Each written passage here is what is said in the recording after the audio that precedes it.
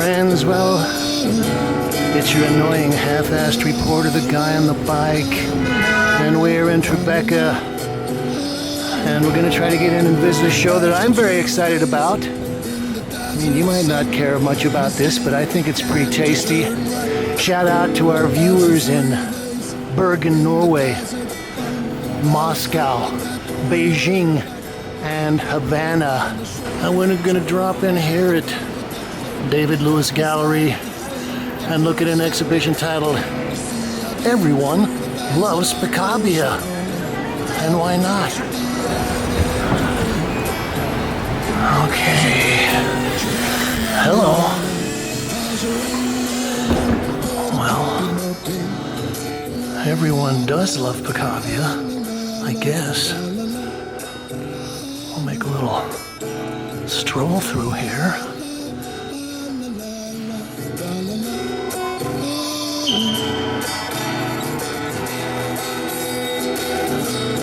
One of the reasons I was excited about this show is that aside from artists that have been influenced by Picabia, they've also got some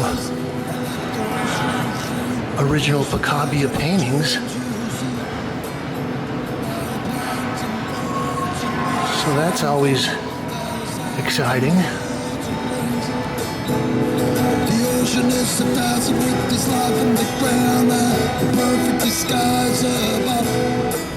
Under the seas lies a horse. This is titled Machine by Li Yi Jing.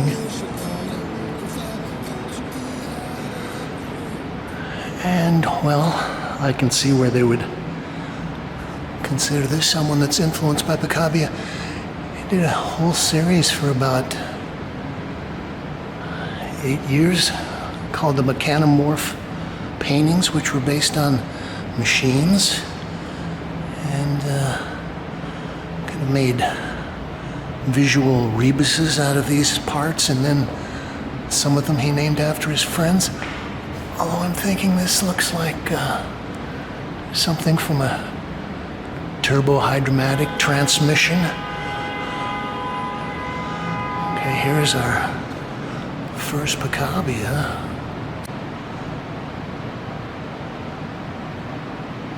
This transparency is Home. This is 1929 and 1933. Oil on canvas 21 by 25 inches. I've been looking at, thinking about Picabia for probably about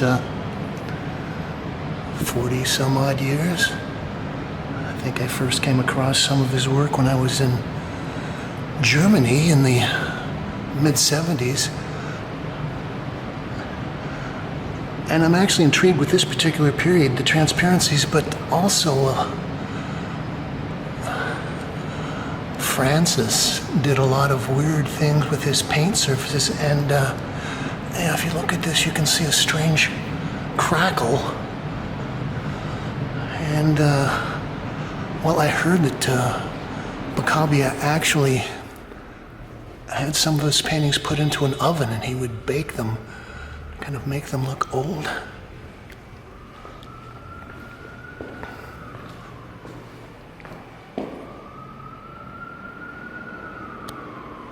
This is Christopher Williams, model number 105M, blah, blah, blah, blah, Keystone shower door.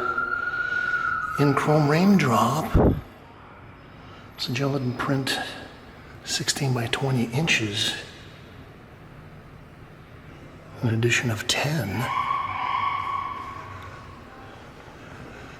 And I guess they would be considering this influenced by Picabia's Cheesecake paintings that he was doing in the 40s, which got a mixed review, the whole series. I guess he was doing them for some clients in North Africa, maybe Algiers, and the French Foreign Legion, where people were buying them for the officers' clubs. Rita Ackerman, Understated Elegance, 2001, oil on canvas, 47 by 61.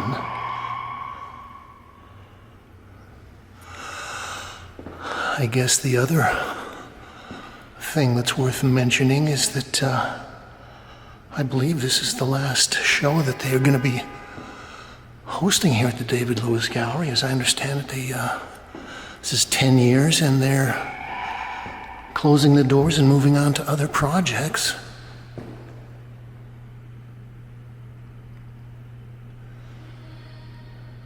It's titled Cybex, Marika Thunder, 2023, oil on canvas, 36 by 48. And again, more of the machine-inspired pieces. I've been working on an expanded version of a painting titled Dada Through Fluxus Flows, and so I've been spending a lot of time kind of researching the Armory Show, Picabia's first venture to New York, all that stuff that was happening about 110 years ago. It's Charles Mayton, titled Blister Number 2, 2023. Acrylic gouache and oil on canvas. Oh gosh, life in the street goes on.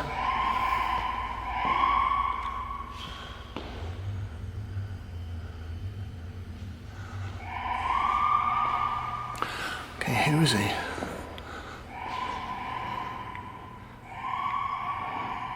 Francis Picabia, Lano, 1938, pencil gouache and oil on cardboard. Anyways, I've been doing the research. One of the interesting things about a lot of Picabia work is that it was watercolor, pencil on paper, water-based mediums on cardboard. I think I'll probably paste in a view of a Picabia. It was a Picabia and a Duchamp that I saw uptown at David Nolan over the weekend. It was a nice, interesting piece.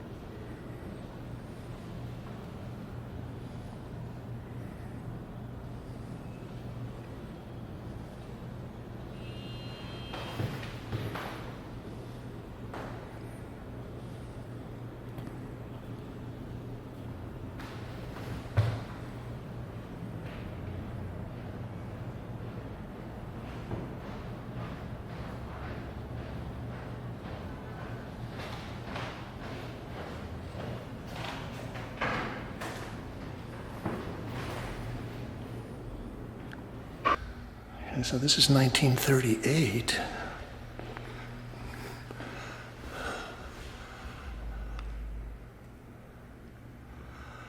It's one of our favorite artists. This is Phillip Pearlstein. Nude with Van and African Drum, 1999, watercolor on paper. It's 22 by 30. I just recently picked up a copy of a book titled Picabia Inside Out, which was Phil's, I believe it was his master's thesis at Brooklyn College. Maybe it was the Brooklyn Museum School. I think Brooklyn College. Anyway, I'd been looking for a copy of this for years, and finally it came out. I was visiting Betty Cunningham Gallery, and she's been handling his work for the last 15 or 20 years. And I asked them if they had it, and they said the copy just came out, they got a galley. Anyway, it's a fantastic book, and he really probably knew more than anybody about Picabia when he was writing this back in the early 50s, 1955. Took him about 4 years.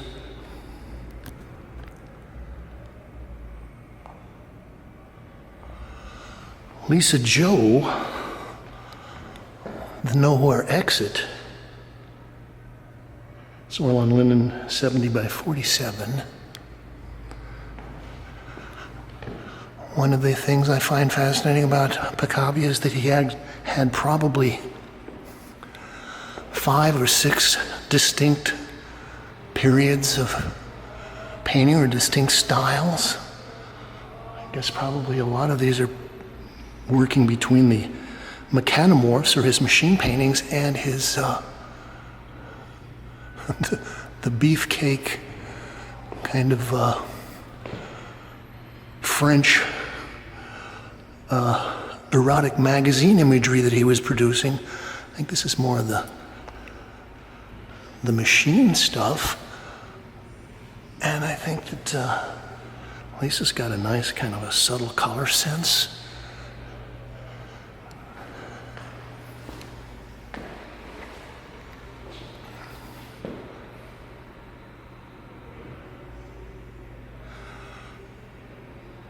Louise Eisner, Apparition 2024, oil on canvas in artist's frame.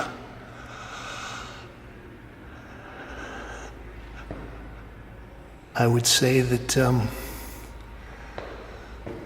well, there were a certain number of people here in New York that were familiar with Picabia's work. He's been a classic. As I said, I started seeing it when I was in Germany, so there was a whole group of the Neue Wilden, the Heftig painters, the young Germans that thought a lot of his work. I know that Sigmar Polke thought he was a great artist. And then I actually had a major retrospective of his work at the Modern.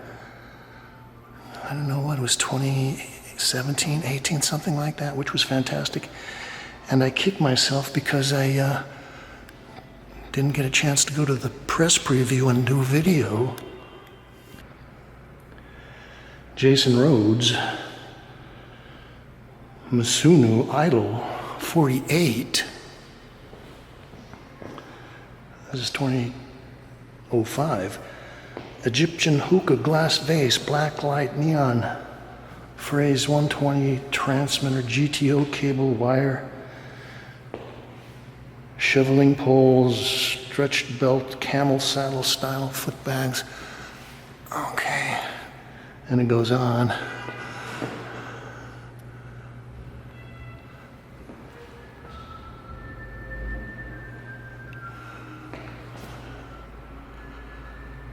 Well, I don't know how much sculpture Picabia did, but this is a nice, rich piece.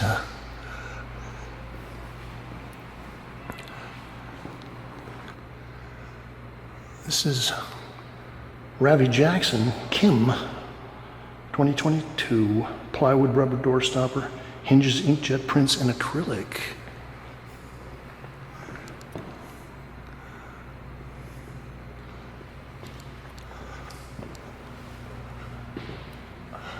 Oh gosh, I wonder if you could open these doors, the hinges. I better not touch it, I'll get in trouble. And again, I think this is kind of a reference to the Cheesecake series, the 1940s.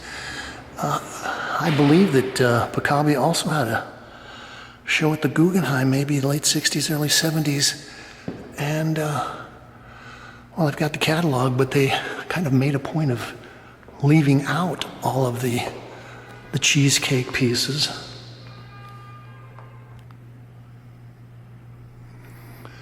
This is by Colette, early Lightbox, 1972, fabric paint on canvas and light, 19 by 14 by 9 3/4. Well, I know that Colette was one of the pioneers of, I don't know, I guess you call it second wave feminist art. Maybe she was an essential feminist, I'm not sure. But yes, when I started paying attention to things like Artform magazine, she was a very big star. I've caught up with her once or twice. I think you could probably go in the files and find a review, and I have maybe a little interview with her talking. Very well known for her fabric and kind of pleated satin interiors. I've got something I'm going to stick right in the corner. That's always tricky. Martin Kippenberger. Persönlich glücklich sein. Personally lucky. Filter pen and printed paper tablecloth. While I was talking about Sigmar Polke was being influenced by Picabia, I think Kippenberger would probably be a good example. There was a kind of a parallel group of the Germans that were not so involved with the chunky painting and the screaming expressionism, that were more of, I guess, coming out of Joseph Beuys with the conceptual aspect to things.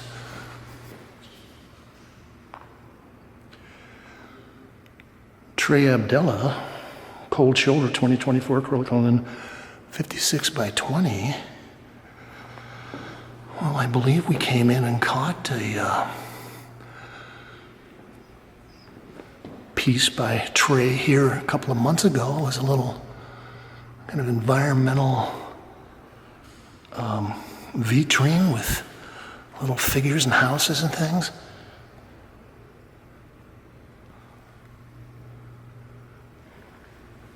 And, okay, so Trey's a pretty technically competent painter, kind of combining the airbrush and the hand painting there.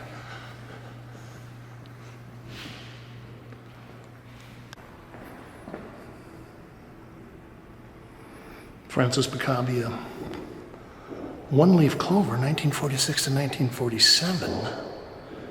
This is 59 by 37. Oil on plywood.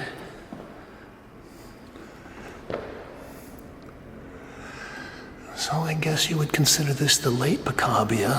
I believe he died in 1953, 54 at the age of 73 or 4, something like that. It was actually a wonderful, interesting character. He was born into a very wealthy family. I believe his father was Cuban of Spanish origin and his mother was French. And his mother died of, I believe, tuberculosis when he was young. So he was basically raised by his father and his bachelor uncle. And he met Marcel Duchamp in the around 1909, 1910, something like that. Actually, this is great because you get a chance to see some of the strange paintings.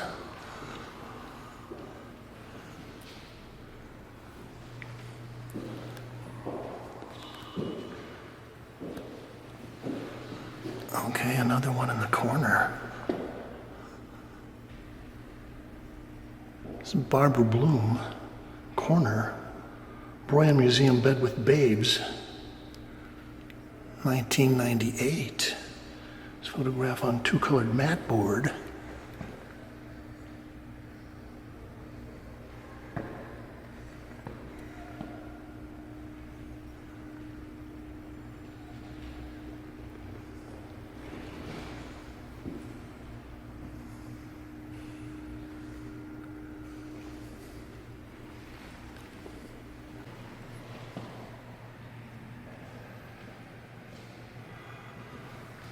So Nita Steckel, Untitled,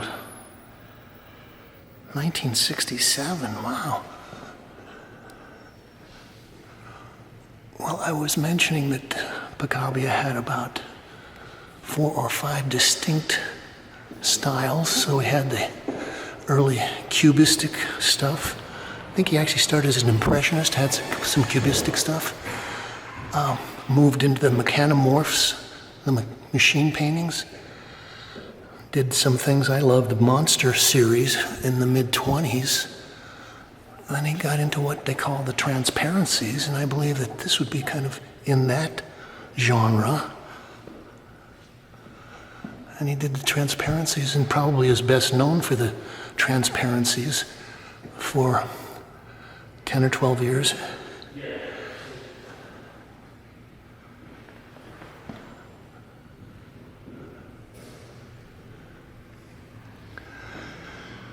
And I think that Picabia would also be considered the prototypical Dada artist. This is Christopher Williams, Kiev MC Arsak Zodiac 8. Product apparatus. So again, this would be kind of relating to the machine paintings, although Picabia also did some interesting things, kind of playing with photography and illustrations from science magazines. Oh, I like this. Nancy Dwyer, gear painting, underrated, wanting overage being right overnight. Okay, so this is oil on wood in artist's frame, 32 by 40 inches, 1997. Okay, it's interesting, we've already got some foxing on there. And I guess the little gears around the hubs have got words in there.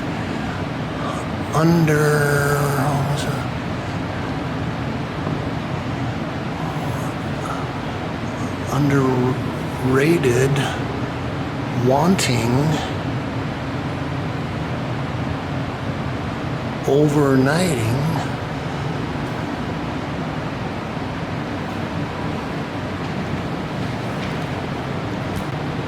Oh God, this is great. So this is John Cage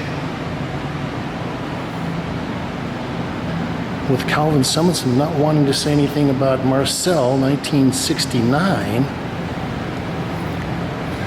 Well, I was saying that I was working on a painting that traces the influence of Dada through Fluxus, and probably one of the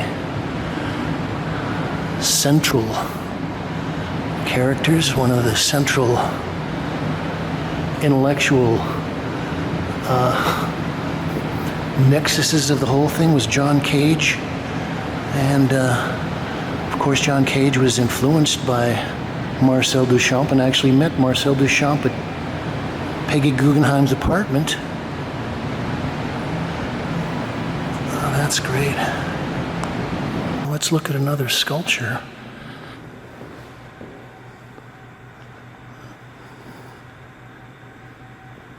This is by Kyle Thurman. Crown Model Monument Emotion 2022, sculpture dimensions 16 by 20 by 20. Okay, it doesn't tell you what that is. It looks like bronze to me. Oh, I've got this little doodad hanging on the front there.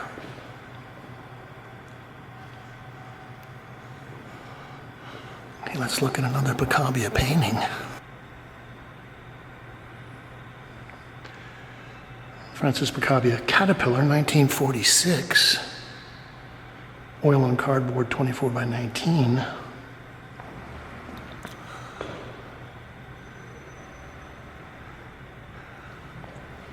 Okay, so most of the pieces that we've seen are from the later period.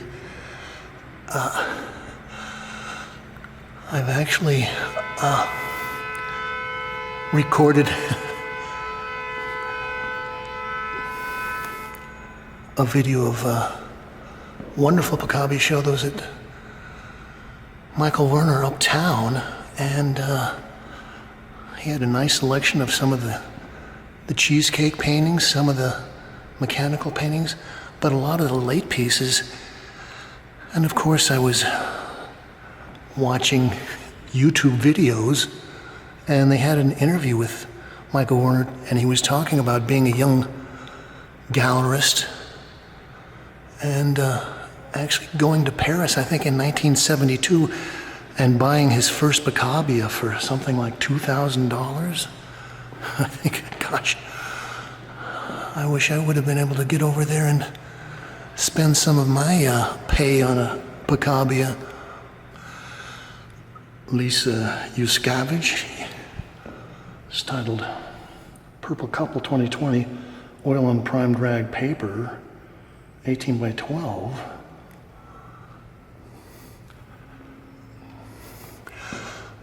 As I said, I've been watching and doing research on Picabia, and they've got a great interview with Lisa talking about the Picabia show that was at the Modern.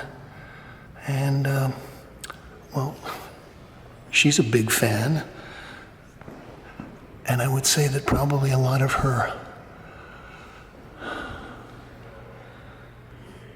women paintings, her kind of strange, bulgy belly girls, are influenced by Picabia.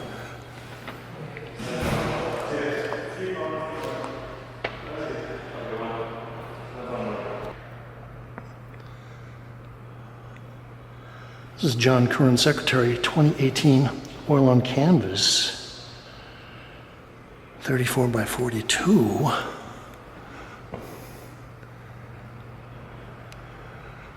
I think there's no doubt that John is very much influenced by Picabia, and especially by the kitschy Cheesecake paintings. But John is a very wonderful figurative artist, and well, I've seen a couple of reviews about the show, and someone was, I think they posted a version of this painting on Instagram, and they were talking about what a wonderful rendering of this porcelain jug is. And gosh, yeah, the light and the reflection on that is wonderful.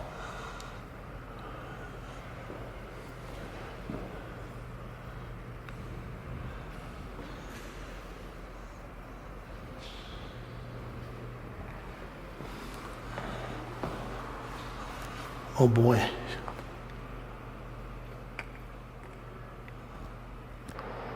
It's Picabia La Borida. Ink on paper, 11 1/8 by 7.5. I like this.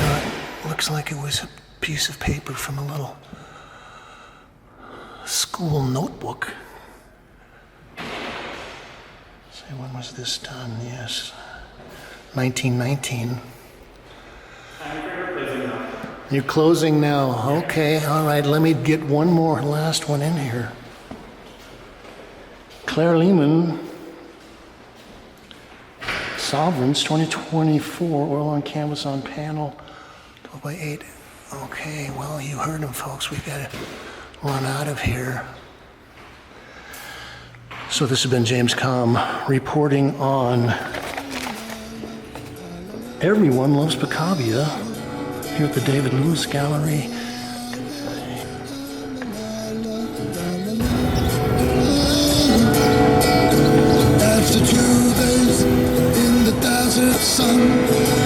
Okay, art history buffs. This is 210 West 14th Street. This is the building where Marcel Duchamp had a studio on the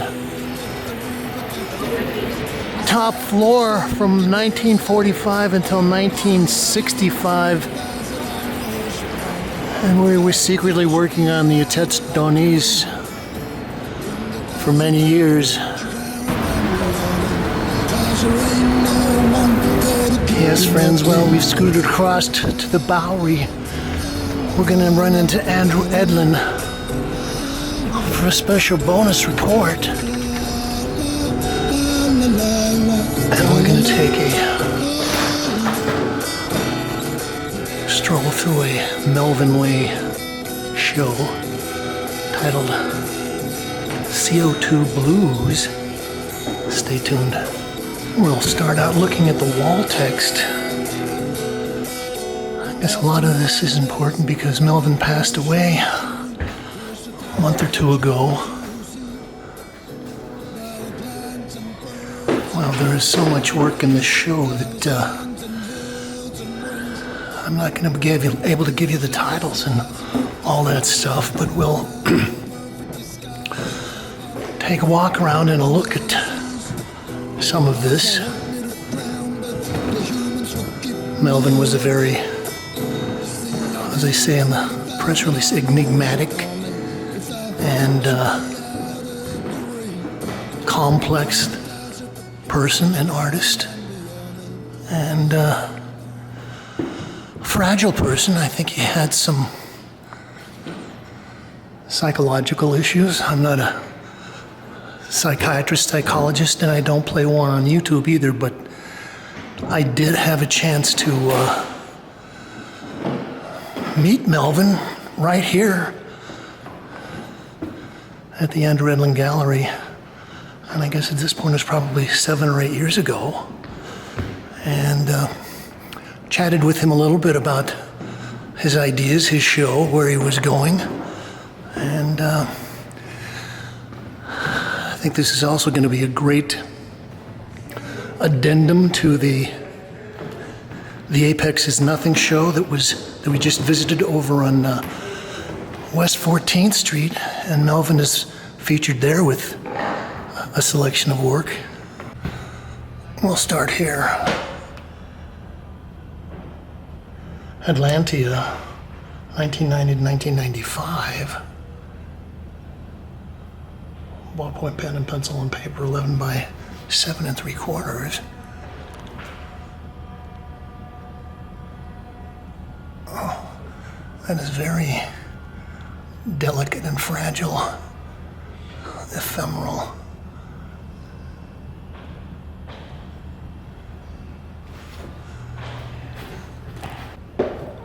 This is titled Color TV, circa 2000, print and collage. And when I came in and cut Melvin for a little interview, they were exhibiting some of these larger pieces.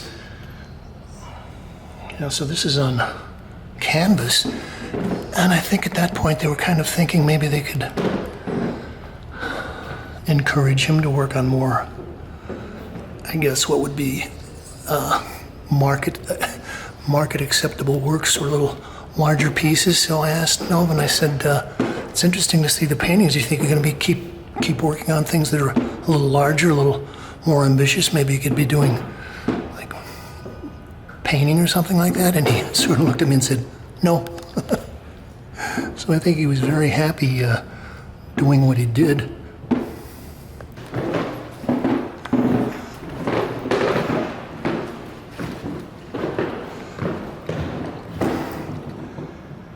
This is titled De Serendipitous, 2023 to 2024. Ballpoint pen and scotch tape on paper.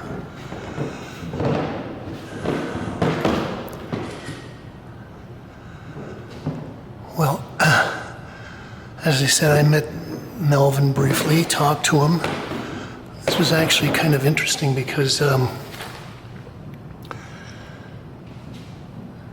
this was about the time that he started to get some serious recognition from the outsider community. It's titled Dock Street 2023. And I guess briefly the backstory is that I think Melvin was from somewhere in the Carolinas, South Carolina, North Carolina, and that at some point he'd taken off and gone to study chemistry, and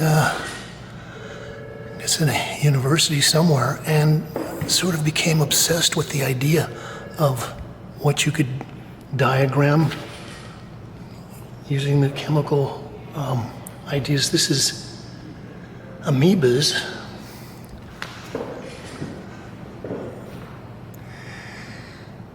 And as I say, he was, I believe,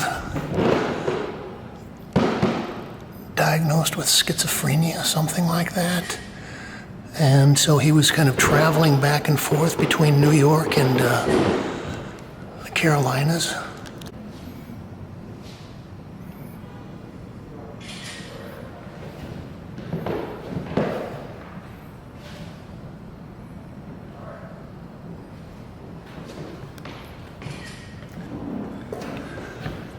Okay, so this is Melvin Way's fanny pack.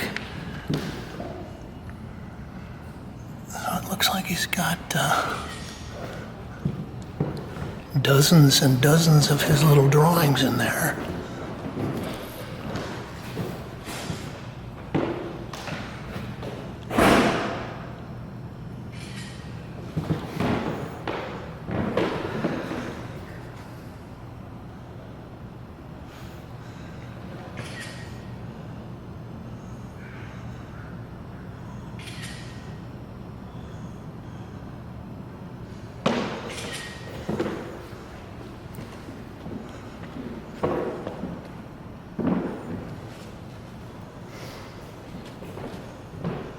Oh gosh, so I'm looking at this little drawing right here, and I've been studying a lot of Picabia lately, and his, I think they called them his mechanic morph paintings, his machine paintings, and that actually makes me think of one of his pieces from 1917, 1918.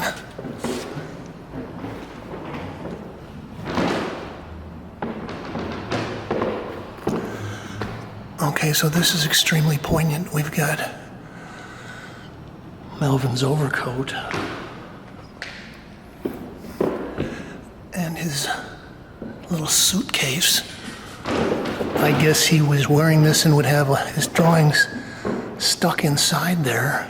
I think Melvin was homeless for many years, or nearly homeless. I'll read a little bit from the press release. CO2 Blues, scheduled since mid-2023, is the first exhibition of the enigmatic artist Melvin Way, 1954 to 2024, since his passing, and the third solo show of his work in this gallery. It serves as a retrospective for the visionary, who was one of the most admired self-taught artists in the contemporary art arena. Way's mostly small-scale drawings are strange and alluring concoctions of science and art that seem intent on revealing the secrets of the universe. They contain chemical and mathematical formulas, musical notes, abstract signs, and cryptic words and phrases. Yes, this is a whole wall full of pieces. I think some of these are photostats. So he was not only making original things, he was collaging in various found things, photostatic things.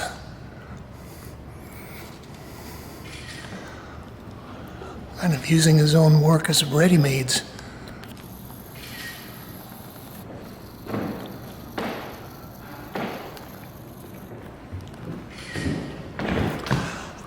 Oh, and then he was enhancing that.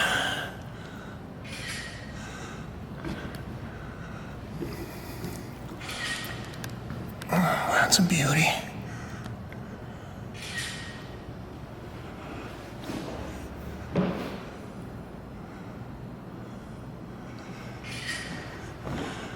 Okay, that's nice. It looks like it was on an old envelope. Something.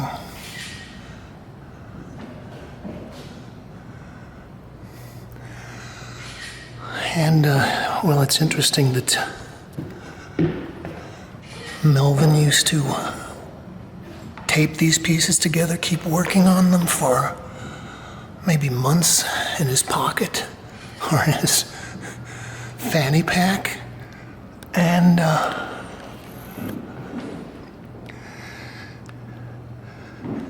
he would tape them together with masking tape and scotch tape and packing tape and kind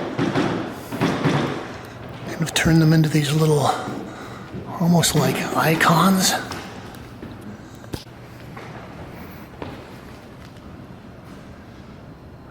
This is Tophet, 20th Rue ballpoint pen on paper, 11 by 8 1/4 inches.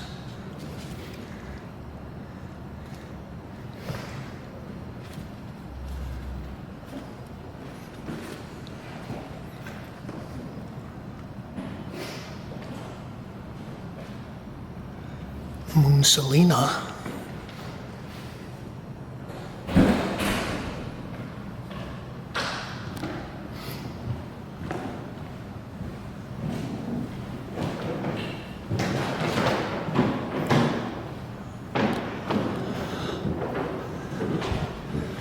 Well,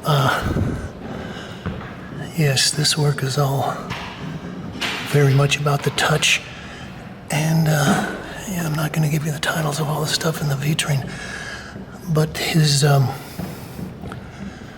use of the cellophane, the found objects, and various things that he's sticking together actually makes me think of a well-recognized German artist, Thomas Hirschhorn, who makes a lot of work using, well, found objects, plexiglass, duct tape, packing tape, paper clips, all kinds of office materials. Okay, this is a very nice one, partially because it's limited to the blacks and dark blues of ballpoint pen ink, but also I'm looking at that and looking at the blank space, which is nice.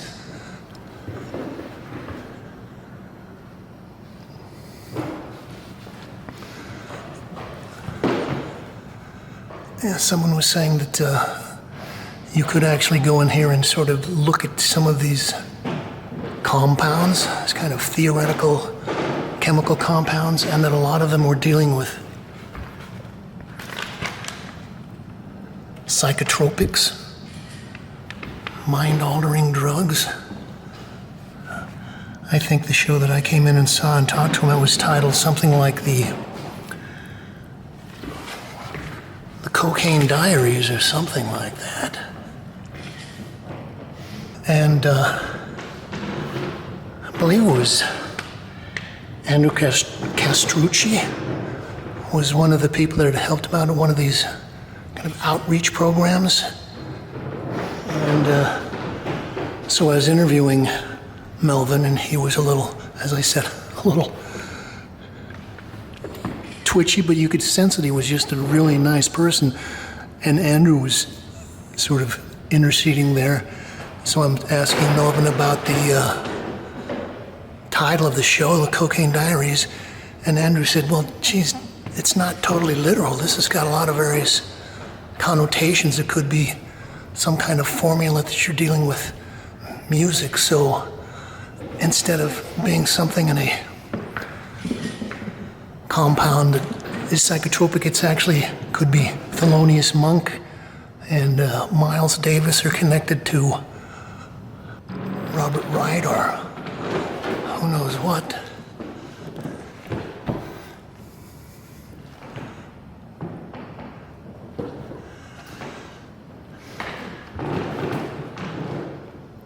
And also I'm thinking that I was talking about how he kind of, between the overworking these, keeping them in his pocket, making them so that they could fold up, they make me think of some of the early icons. And one of the things about the icons is a lot of them were small, so they could be hidden easily. And if you had to leave town in a hurry, you could kind of fold them up and take them away. And in certain ways, that is exactly what Melvin was doing.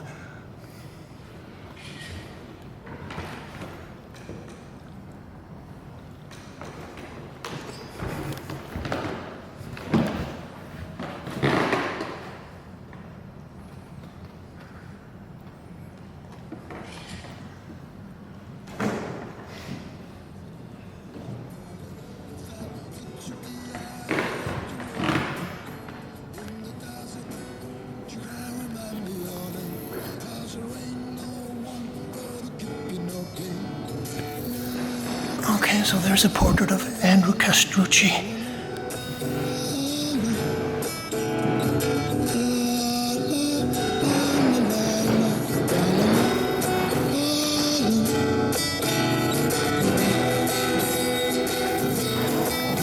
Melvin's Bible.